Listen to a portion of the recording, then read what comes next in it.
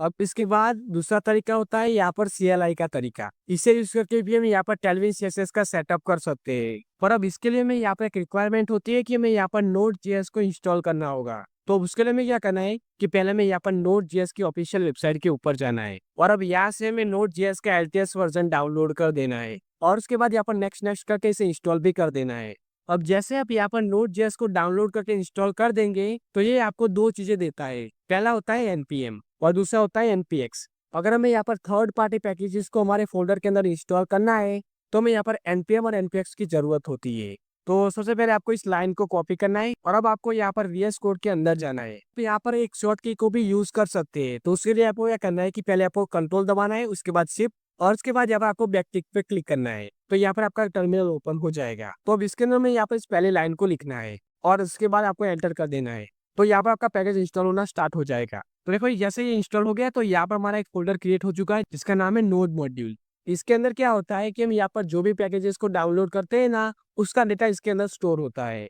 उसके बाद अब हमें क्या करना है कि यहाँ पर हमें एक फोल्डर बनाना है और इसका हमें नाम लिखना है SRC। और अब इसके अंदर हमें यहाँ पर एक और फाइल बनानी है input.css और हमें यहाँ पर डॉक्यूमेंटेशन के ऊपर जाना है और अब ये जो लाइन है ना उसे मैं यहाँ पर input.css के अंदर लिखना है और हमें यहाँ पर डॉक्यूमेंटेशन के ऊपर जाना है और अब ये जो लाइन है ना उसे मैं यहाँ से कॉपी करना है और इसे मैं यहाँ पर टर्मिनल के ऊपर चला देना है।